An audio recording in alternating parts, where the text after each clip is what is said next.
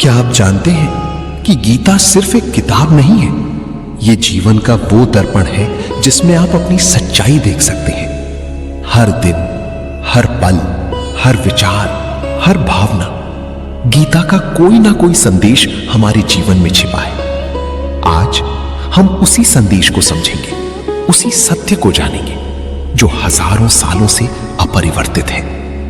तो आइए इस यात्रा में साथ चलें, जहां हम जानेंगे कि जीवन क्या है और क्या नहीं। यही गीता का पहला पाठ है, यही जीवन का पहला सूत्र है, यही शुरुआत है। सुनो, जो बीत गया उसे जाने दो, जो चल रहा है उसे स्वीकार करो, जो आएगा उसका स्वागत करो। यही जीवन का सबसे बड़ा सूत्र है। अतीत की यादों में मत जियो, भविष्य के डर में मत जियो, वर्तमान में जियो, क्योंकि वर्तमान ही सच है। तुम क्या लाए थे, तुम क्या छोड़ गए, तुमने क्या बनाया जो मिट गया।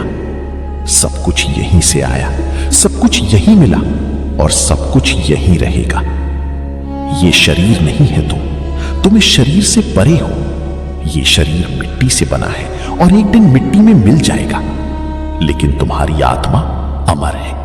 आत्मा कभी जन्म नहीं लेती, कभी मरती नहीं, वो केवल एक शरीर से दूसरे शरीर की यात्रा करती है। जब ये सत्य समझ में आने लगता है, तब जीवन का हर भय धीरे धीरे समाप्त होने लगता है। मृत्यु का डर कम हो जाता है और जीवन का अर्थ बदलने लगता है।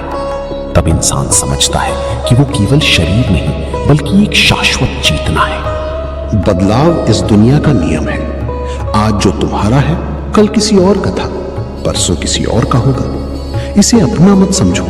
जो तुम्हारा नहीं है उसके लिए मत रो। सबको अपना मानो, सबके साथ प्रेम से रहो, दिल से मानो, और जो कुछ भी करो उसे उस परम चेतना को अर्पित करो। यही जीवन का सार है, यही शांति का मार्ग है, यही मुक्ति का द्वार है। तुम इस शरीर से परे हो, तुम आत्मा हो। आत्मा अजर है, आत्मा अमर है, आत्मा कभी नष्ट नहीं होती। जो पैदा हुआ है वो मरेगा, जो मरा है वो फिर जन्म लेगा। यही प्रकृति का सनातन नियम है। इस नियम को कोई बदल नहीं सकता। जो इस सत्य को स्वीकार कर लेता है, वो जीवन के उतार चढ़ाव में भी शांत रहता है। वो सुख आने पर अहंकार नहीं करता और दुख आने पर टूटता नहीं, क्योंकि उसे पता होता है कि सब कुछ परिवर्तनशील है। इसलिए शोक मत करो, क्योंकि जो गया वो तुम्हारा नहीं था, जो आया वो भी तुम्हारा नहीं था। तुम तो बस एक राही हो, इस संसार से गुजर रहे हो। ये दुनिया एक पड़ाव है, अंतिम मंजिल नहीं। अपना कर्तव्य करो, पर फल की चिंता मत करो, क्योंकि फल तुम्हारे हाथ में नहीं है। कर्म ही तुम्हारा धर्म है, कर्म ही तुम्हारी पूजा है, कर्म ही तुम्हारी मुक्ति का मार्ग है। जब तुम अपने हर कर्म को परमात्मा को अर्पित कर देते हो, तब कर्म तुम्हें बांधते नहीं, तुम्हारे भीतर शांति आने लगती है। मन हल्का हो जाता है, अहंकार समाप्त होने लगता है। धीरे धीरे जीवन एक बोझ नहीं, बल्कि एक सुंदर यात्रा बन जाता है, जहां हर दिन सीख है, हर अनुभव एक संदेश है और हर परिस्थिति आत्मा को मजबूत बनाने का अवसर है। जब मन फल की चिंता छोड़ देता है, तब कर्म पूजा बन जाता है। जब अहंकार समाप्त हो जाता है, तब जीवन में शांति उतर आती है। जब मन परमात्मा पर विश्वास करना सीख जाता है, तब डर समाप्त होने लगता है। यही गीता का सार है, यही जीवन का सार है, यही सत्य है, यही शांति है, यही मुक्ति है। जो स्वयं को आत्मा मान लेता है, उसके लिए हार और जीत समान हो जाती है, लाभ और हानि समान हो जाते हैं। मान और अपमान भी उसे विचलित नहीं कर पाते।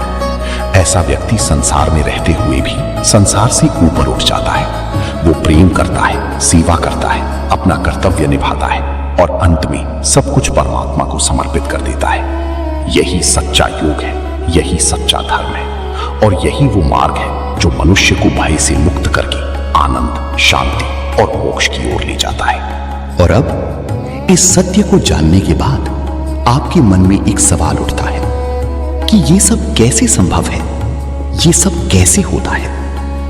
गीता का अगला अध्याय इसी सवाल का जवाब देता है। ये बताता है कि कैसे ज्ञान और कर्म एक साथ चलते हैं, कैसे सन्यास और योग एक ही है। तब तक जो सीखा है उसे जीवन में उतारें और इस सत्य को अपने दिल में बसाएं कि यही गीता है, यही जीवन है और यही सत्य की शुरुआत है।